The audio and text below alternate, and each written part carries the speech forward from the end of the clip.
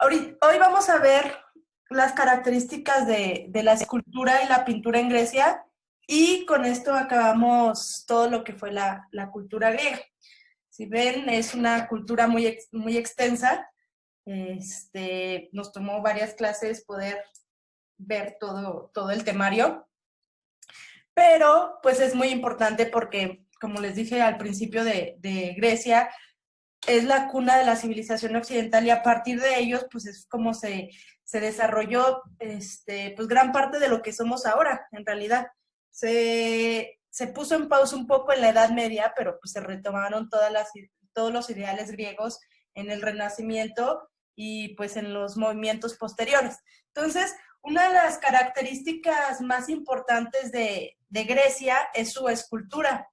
A partir de la escultura podemos entender mucho de cuál era el pensamiento de los griegos, tanto filosófico como estético. Un poquito ya habíamos visto unas clases pasadas las características generales del arte griego. Como aquí lo pongo, lo más importante para los griegos era la belleza, la belleza fundamentada en el cuerpo humano. Para ellos era bien importante cultivar el cuerpo tanto física como mentalmente.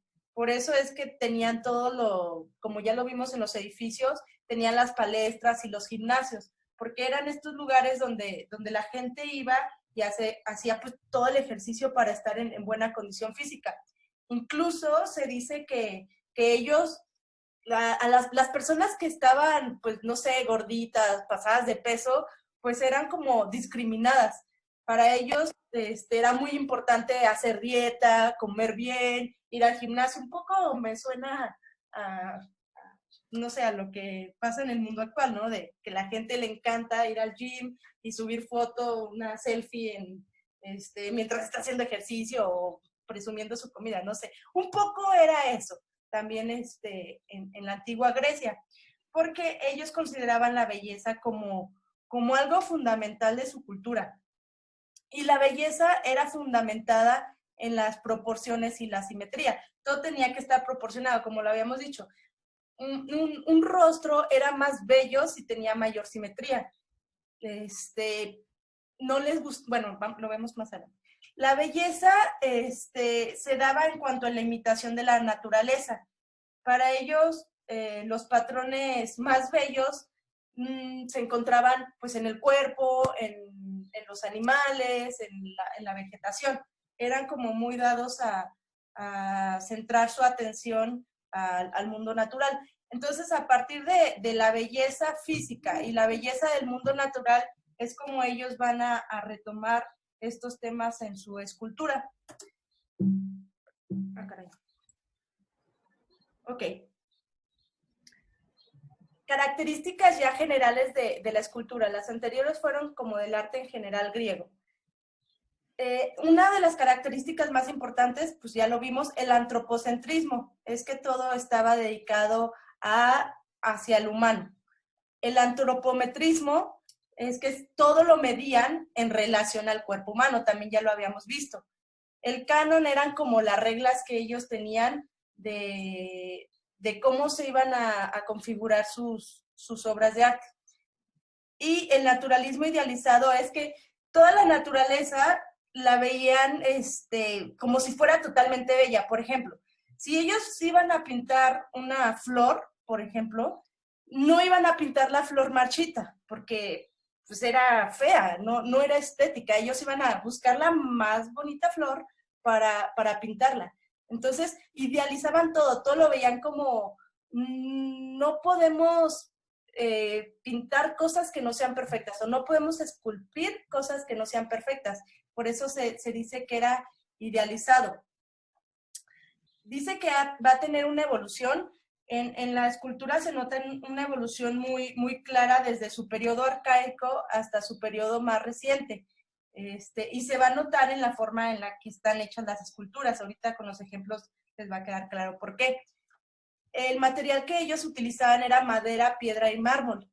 Y hacían escultura de bulto. Y las esculturas eran policromadas. salvo la creencia de que todas eran de un mármol claro o del color puro del material, pues no, en realidad es que estaban pintadas, cosa que no se sabía, y por eso en el Renacimiento y en el neoclasicismo se retoman los temas griegos, pero con colores como muy puros, pero en realidad tenían color. Ok, características de la escultura arcaica. La escultura arcaica, más bien la escultura se divide en 3 periodos. El más viejo es el arcaico. Va a tener diferencias con los otros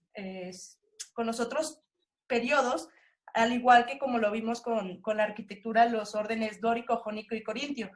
El orden dórico era el más antiguo y el corintio era el más nuevo. Pues algo así va a pasar con la escultura, va a haber una evolución desde el periodo arcaico hasta el periodo más nuevo, que es el helenístico. Entonces, en la escultura arcaica tenemos varias características. Hay varios tipos de escultura. Se hacen los coraí, los coré, los curó y los curós, las estelas funerarias y la escultura monumental.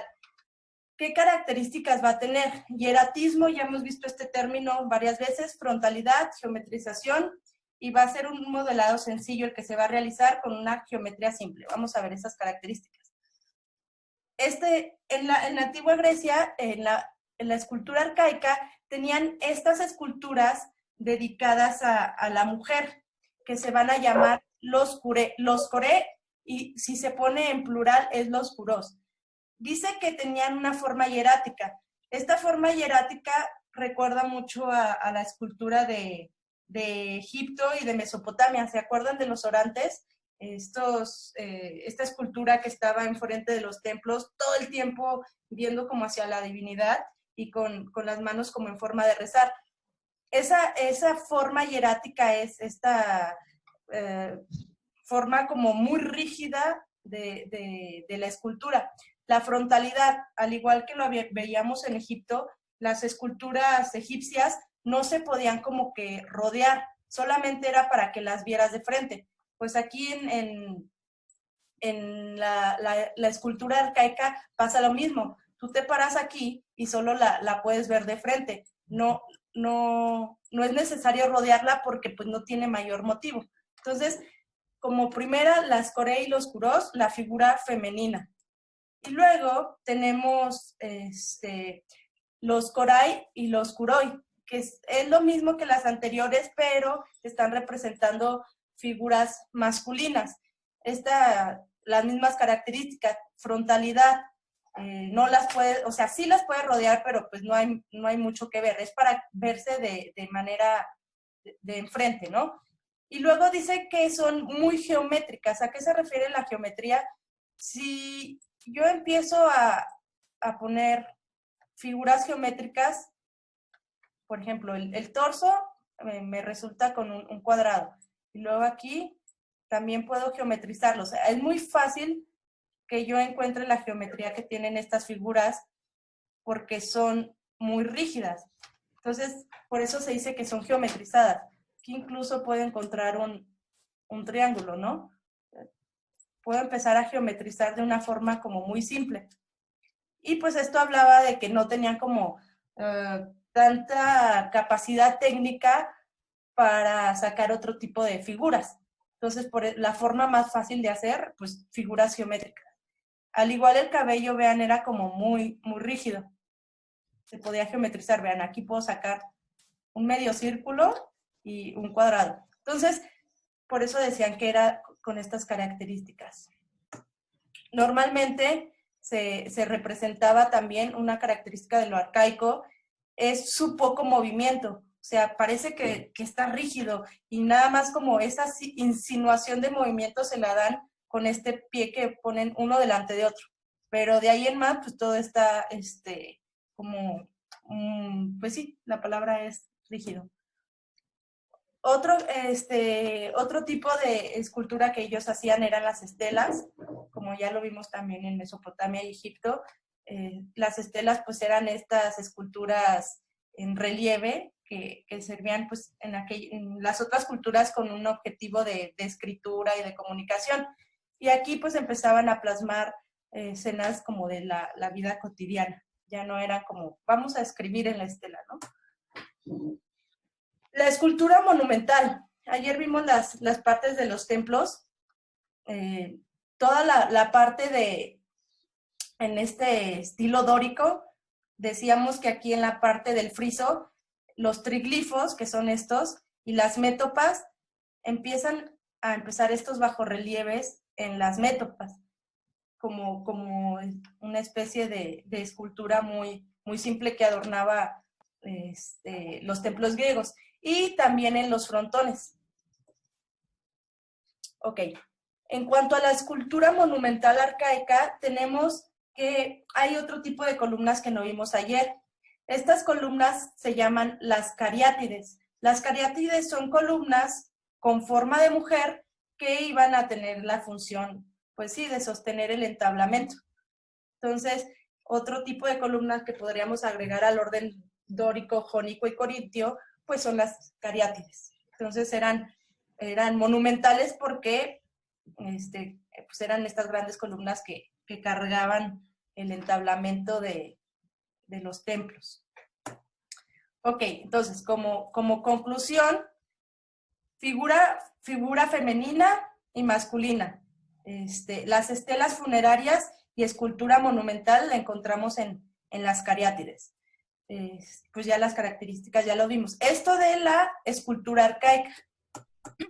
Después vamos a entrar a un periodo de transición para entrar al periodo clásico.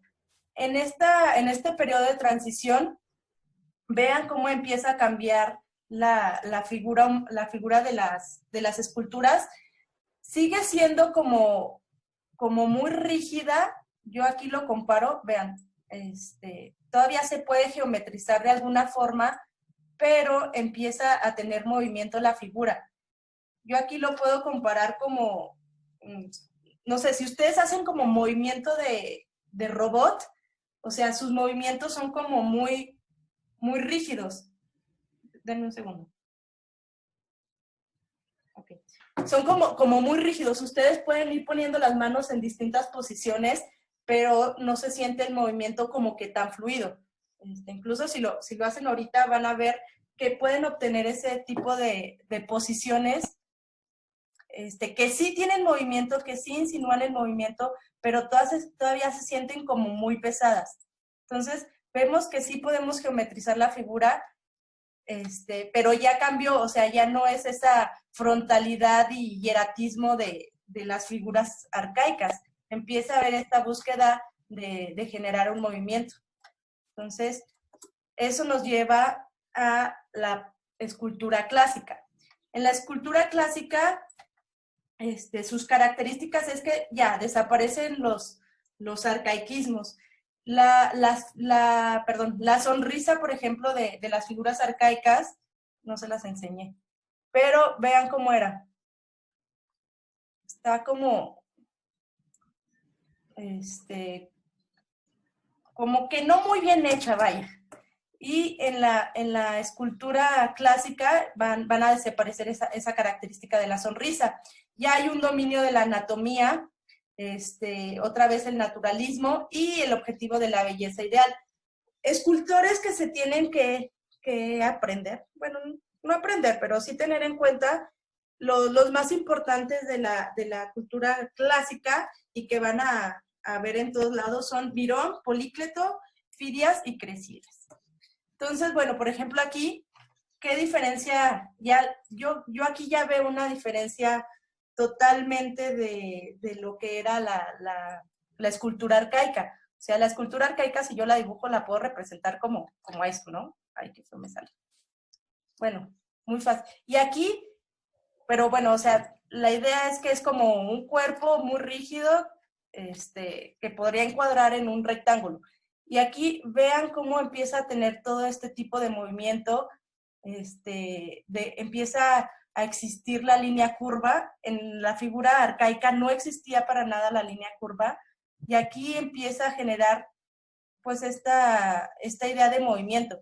En realidad, O sea, aquí no había nada de movimiento, es como se siente estática la figura, como si se posara sobre el piso de una manera muy, muy fuerte. Y aquí es como si el modelo quisiera avanzar. Da la idea, lo más importante de la escultura clásica es la idea de movimiento, que se logra a partir de cómo se van poniendo las poses de la figura. Entonces, aquí tenemos el discóbolo de Mirón, uno de los más grandes escultores de la Grecia clásica. Aquí tenemos otras de Mirón. Vean cómo empiezan a generar esta idea de movimiento con los pies, como si fueran hacia adelante. La idea de tensión es muy, muy importante. La tensión que se hace aquí, cuando tú haces un movimiento o te pones en esta pose, hasta te duele aquí como esta parte de la pierna y se genera una tensión. Entonces aquí empiezan a haber otras cualidades que no se habían visto pues ni en Mesopotamia ni en Egipto. Y si se dan cuenta, o sea, aquí vemos la perfección del manejo anatómico de las partes. Entonces, todos estos modelos pues eran copias de personas en realidad. O sea, pero era como el reflejo, o sea, ponían un modelo que sacaban seguramente de los gimnasios y vean lo cuidado que estaba su cuerpo para generar esta perfección. Aquí es bien importante de Polícleto, otro de los grandes escultores de la antigua Grecia, es que él hizo el llamado canon, que es como lo que les digo, las reglas. En el canon, ¿qué decía él? Que todo tenía que estar proporcionado. Entonces, Polícleto decía que el cuerpo humano se compone a través de 7 cabezas. Entonces, si ustedes se miden lo que mide su cabeza y lo repiten 7 veces, si ustedes son proporcionados, les debe salir que tienen esa proporción de 7 cabezas. Si no, pues no serían tan bellos en la antigua Grecia. Y hay otro canon de Apoxímenos, que dice que son, pero 7 cabezas y media. Entonces, a partir de este canon, ellos empezaban a generar las relaciones. Incluso dicen que la distancia entre esta parte y esta parte debe ser igual. O sea, empiezan a sacar relaciones de medidas que decían que entre más exactas sean, más bella es una persona y por tanto más bella va a ser la escultura. Otra cuestión importante es que ellos no dibujaban, más bien tomaban gente como genérica, si se dan cuenta como que todos tienen rasgos muy parecidos, nariz de la misma forma, los labios son parecidos, o sea, como si hubieran tomado el mismo modelo y lo hubieran representado ya sea femenino o masculino. Entonces, por eso se decía que tenían modelos genéricos. Y aquí tenemos otro de Fidias, que es otro de los grandes del clasicismo. Otra cosa bien importante, ya ven que en el Partenón vimos que en las métopas estaban estos bajorrelieves, pues también en la parte del frontón. El frontón, creo que ayer no lo dijimos, es la parte triangular que compone el templo. Entonces, vean la escultura, el tamaño que debían tener esos templos, vean la escultura que se posaba sobre esos frontones. Entonces, es otra de las características del clasicismo. Y por último, el periodo más nuevo se le conoce como el periodo helenístico. En el periodo helenístico, ya las esculturas ahorita las van a ver, pues son como el desarrollo técnico y tecnológico de los dos periodos anteriores. Aquí, ¿cuáles eran las características? Se buscaba realismo. Entre más parecido a la realidad, entre más pareciese lo que yo voy a plasmar en la escultura a lo que están viendo mis ojos, es mejor. Entonces se buscaba como, pues eso. Ahora yo lo comparo con la foto, con la pintura como un hiperrealismo. ¿Han visto pinturas hiperrealistas que que parece que son una fotografía, pues algo ellos buscaban igual con ese realismo. Expresividad, que tuvieran mucho movimiento y que fueran, que comunicaran mucho a partir de la forma en la que estaban configurados. Monumentalidad y barroquización. Esta la vamos a retomar ahorita que vemos los ejemplos. ¿Cuáles eran los temas que ellos tenían? Hacían retratos. Empezó el desnudo femenino. En las épocas anteriores no se había visto esta cualidad de que se empezaban a hacer el desnudo y a retomar temas eróticos. Y temas de género, es decir, que hablaban de la cotidianidad, de lo que veían ellos como en su día a día. Hay varias escuelas. Aquí, ¿qué cambió? En la época clásica se decía que había escultores. Aquí ya hablaban de escuelas. Ya no era el escultor rockstar de la Grecia, sino aquí eran como grupos de escultores que trabajaban todos en conjunto para lograr una obra. Entonces, las escuelas más importantes son la de Alejandría, la de Pérgamo, de Rodas y la de Atenas. Okay. Entonces, en cuanto a los temas de los que se hablaba, empezaron a hacer este tipo de retratos, de bustos, que pues representaban tanto a héroes como a personas comunes, como a gobernantes. Entonces eran como sus fotografías, por así decirlo, de la antigüedad. Si querías inmortalizarte, pues ahora te tomas una foto, ¿no? Antes era, pues tengo que hacer una escultura para poder inmortalizarte. Entonces empezaron a surgir este tipo de selfies antiguas. El desnudo, como lo digo, empiezan a hablar sobre temas eróticos. Entonces, había de dos opciones. Uno, simular el erotismo a partir de no dejar ver todo el cuerpo desnudo y taparlo con ciertas telas y transparencias, o hacer este tipo de composiciones que no dejan ver. ¿Se escuchan sonidos? ¿Todo bien? Ok, bueno, continúo. Entonces empieza a ver estos temas de desnudo que hablan otra vez de la idealización del cuerpo tanto femenino como masculino.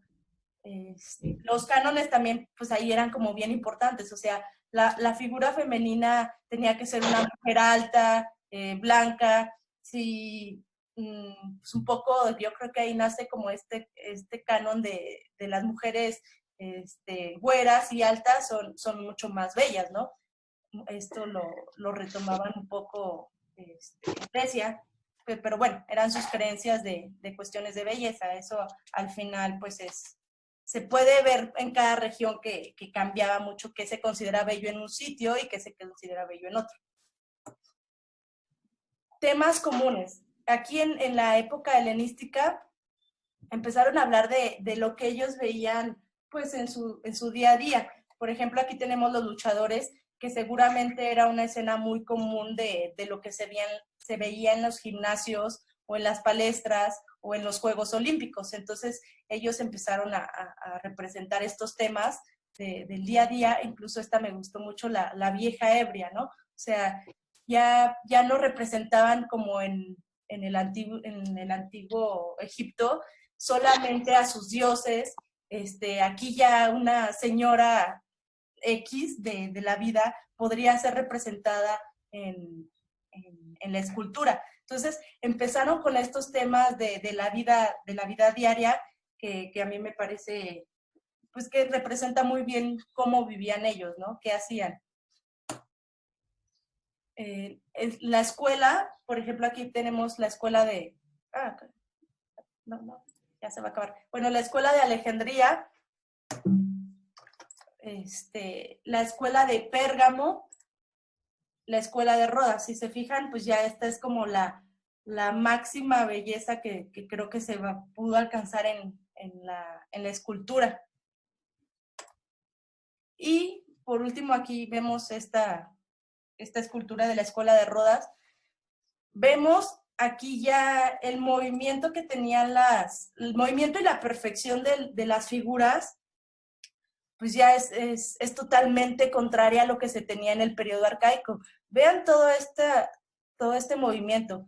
Parece que los cuerpos como que hasta se retuercen, los temas ya no son como de cuestiones a los dioses, sino que aquí se representan otro tipo de temas de sentimientos, de dolor. Vean todo el movimiento que tenía esta figura. Y otra cosa bien importante en este periodo helenístico es que empiezan a haber restos complejos escultóricos. Si nos dábamos cuenta, en los periodos anteriores era solo una figura sola, era solo una persona. Aquí empiezan a ver estos conjuntos que ya esta figura, y se llaman complejos escultóricos. Aquí lo vemos también en esta alegoría del Nilo de la Escuela de Alejandría, como ya no solo es una, sino empiezan a ver estos juegos escultóricos.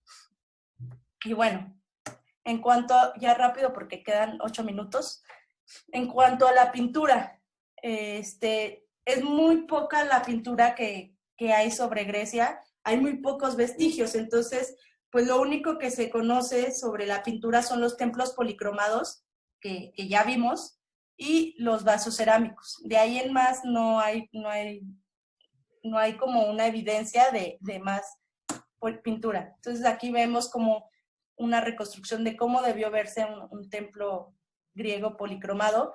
Personalmente me gusta verlo más como sin color. No me gusta mucho cómo se ve a color. Y bueno, en cuanto a la cerámica, también al igual que en la escultura, se ve el desarrollo que tuvieron. Aquí, o sea, en las figuras más arcaicas, en el periodo más arcaico de la cerámica, ¿qué hacen? Que representan figuras abstractas y geométricas, ¿no? Porque cuando tú te pones a garabatear en alguna hoja, ¿qué es lo más fácil hacer? Pues líneas achuradas y puntitos y líneas, o sea, es como lo más simple. Un poco aquí va cambiando, empiezan a hacer figuras vegetales de lo que pues, ellos encontraban a su alrededor. Para terminar, en este tipo de cerámica, que vean la perfección del dibujo. O sea, ya no es esta rayita y palito, ¿no? Empiezan a hacer todas este arte figurativo representando a la figura humana, a la vegetación y al animal. Lo vemos aquí. Y una característica bien importante de la cerámica es que había de dos. Tener un fondo negro, figura negra con fondo rojo o figura roja con fondo negro. Entonces, a partir de esos dos colores, ellos hacían todas sus composiciones. Y pues bueno, ya acabamos por hoy.